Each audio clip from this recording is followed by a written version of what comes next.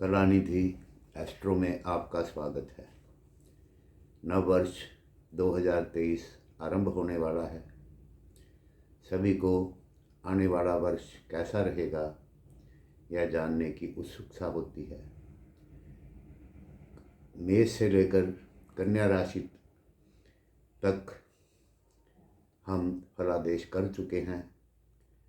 आज आगे बढ़ते हुए तुला लग्न राशि वालों के लिए नव वर्ष 2023 कैसा रहने वाला है ये जानते हैं। यह एक अनुमानित फलादेश होता है। पूरा विश्लेषण जन्म कुंडली में ग्रहों की स्थिति के अनुसार होता है। तो इसमें अगर कहीं खराब बताया जाता है तो आपको डरना नहीं चाहिए। अगर ज़्यादा शुभ बताया जाता है और कम फल प्राप्त होता है, ऐसी स्थिति में कुंडली का विश्लेषण किसी विशेषज्ञ से करवाना चाहिए। तो आइए जानते हैं तुला लग्न राशि वालों के लिए 2023 कैसा रहने वाला है। सबसे पहले ग्रहों की स्थिति को जानते हैं, क्योंकि वर्षफल गुरु, शनि एवं राहु ग्रहों की स्थिति पर आधारित होता है। 22 अप्रैल 2023 को गुरु मेष राशि में परिवर्तन करेंगे एवं आपके सप्तम भाव में गोचर करेंगे। 17 जनवरी को शनि कुंभ राशि में आपके पंचम भाव में अपनी मूल त्रिकोण राशि में परिवर्तन करेंगे और 22 नवंबर को राहु मीन राशि में आपके छठे भाव में प्रवेश करेंगे। वक्री मंगल 13 जनवरी को मार्गी हो जाएंगे एवं 4 अगस्त से 18 अगस्त तक शुक्र अस्त रहेंगे। शुक्र आपके लग्नेश हैं।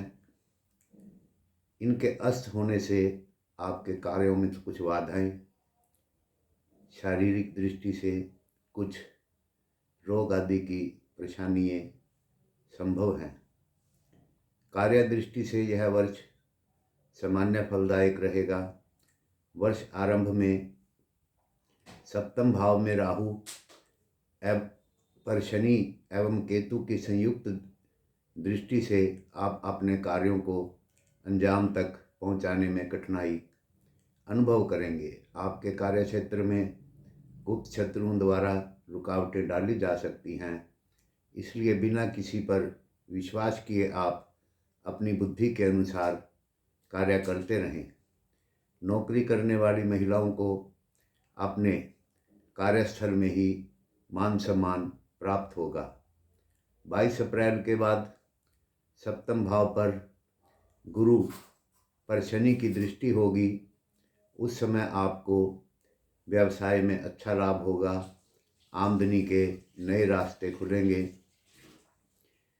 इस अवधि में कोई नया कार्य आप प्रारंभ करेंगे तो उसमें आपको सफलता मिलेगी। आपको अनुभवी और सीनियर लोगों का सहयोग मिलेगा, जिससे आप अपने कार्यों में लाभ प्राप्त करेंगे। यदि आप पार्टनरशिप में कोई कार्य कर रहे हैं तो आपको इसका इच्छित लाभ प्राप्त होगा। आप अपने पार्टनर से संतुष्ट रहेंगे।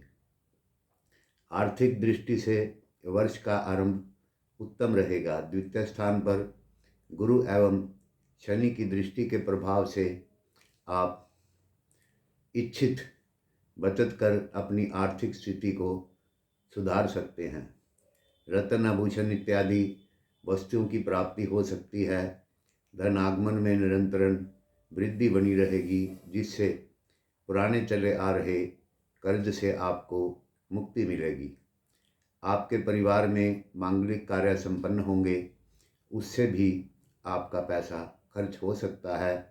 22 अप्रैल के बाद गुरु ग्रह का गोचर और अनुकूल हो रहा है। उस समय आपको मित्र या जीवन साथी के माध्यम से धन की प्राप्ति हो सकती है।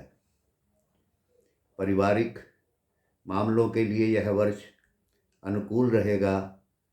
द्वितीय स्थान पर गुरु एवं शनि की दृष्टि के प्रभाव से आपके परिवार में सुख शांति का वातावरण बना रहेगा। आपके परिवार में किसी सदस्य की वृद्धि होगी। यह वृद्धि विवाह या जन्म के माध्यम से भी हो सकती है। वर्ष आरंभ में आपके घर में कोई मांगलिक कार्य होने के योग बन रहे हैं।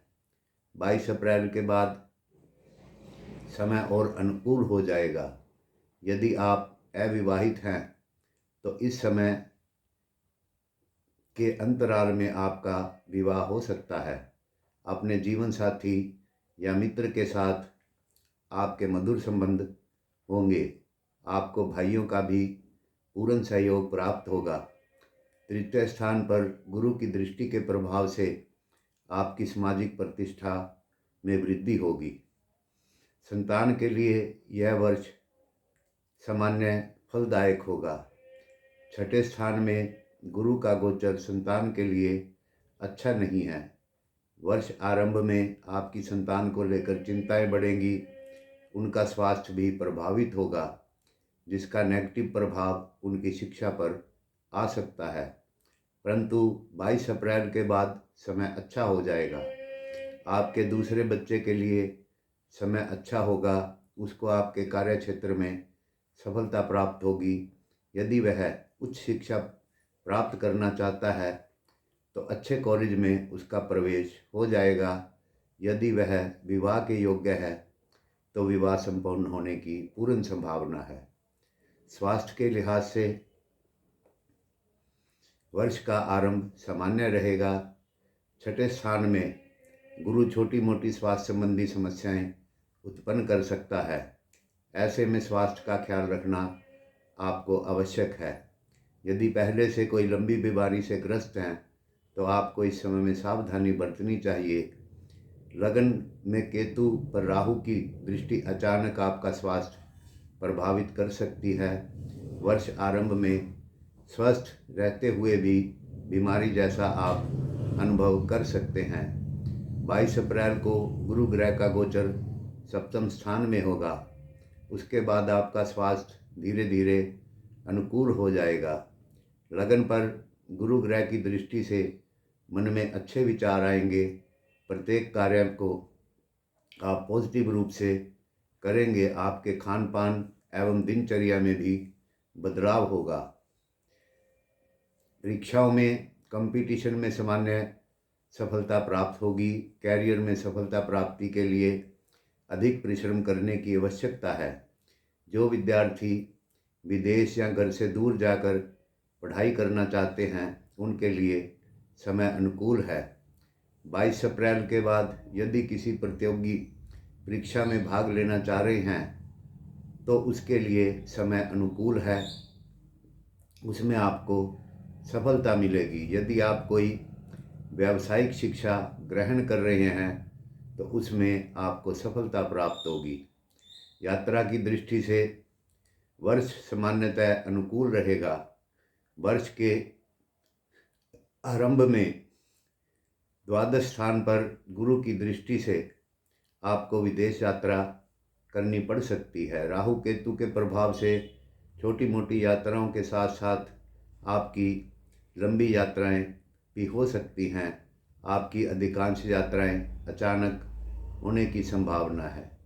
22 अप्रैल के बाद सप्तम भाव में गुरु के प्रभाव से व्यापारिक व्यक्ति व्यवसाय से संबंधित यात्रा करेंगे। इस यात्रा से आपको अच्छा लाभ प्राप्त होगा।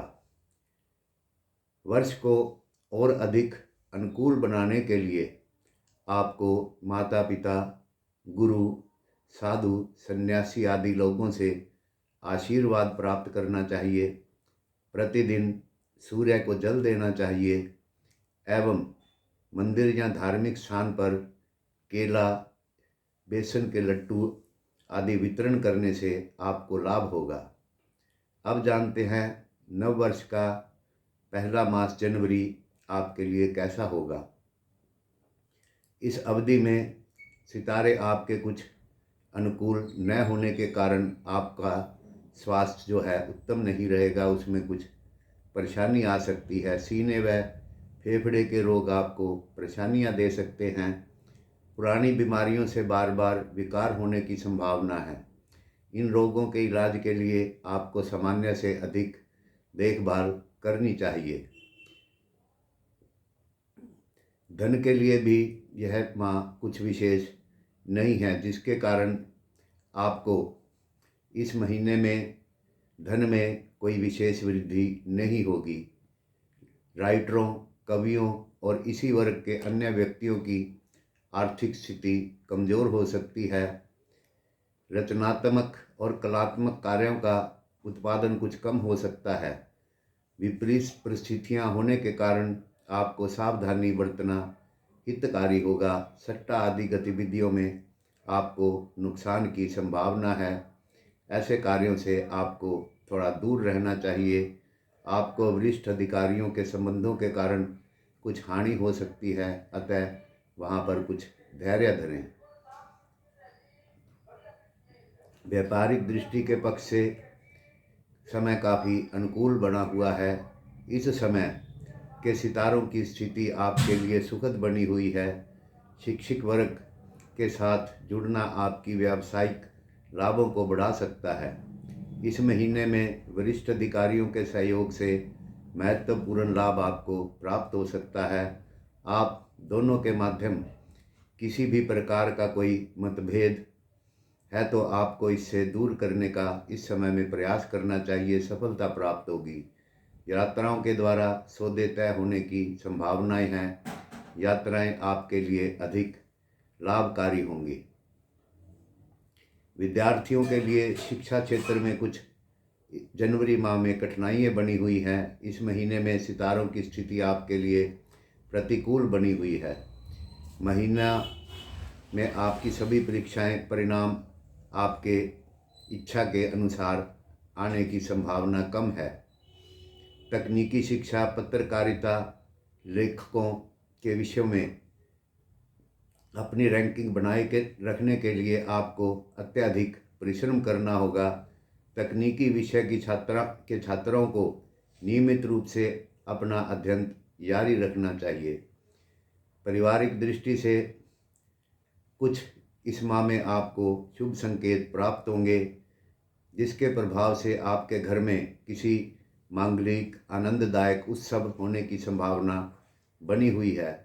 पारिवारिक वातावरण आनंददायक बना रहेगा तथा ऐसे अति मधुर वातावरण में बच्चे दिए गए कार्यों को बड़ी कुशलता से पूर्ण करेंगे। साथ ही उनका व्यवहार व स्वभाव परिजनों के सभी सदस्यों को प्रसन्न रखने वाला होगा। आर्थिक रूप से आप इच्छा करेंगे तथा साथ ही आपको अन्यासी अतिरिक्त धन की प्राप्ति इस समय में हो सकती है। सामान्य रूप से बच्चों की उन्नति के विषय में बेहतर परिणाम यह माह आपके लिए लेकर आएगा। क्रमबद्ध तथा दैनिक कार्य की आदतें डाले जाने पर बच्चे पढ़ाई तथा अन्य गतिविधियों में अवश्य ही बेहतर प्रदर्शन करेंगे। उनके व्यवहार से संबंधित किसी विशेष बड़ी शिकायत आने की संभावना नहीं है। नौकरों चाकरों के झगड़े की संभावना है, इसलिए आपको उनसे कुछ बचाव करना चाहिए।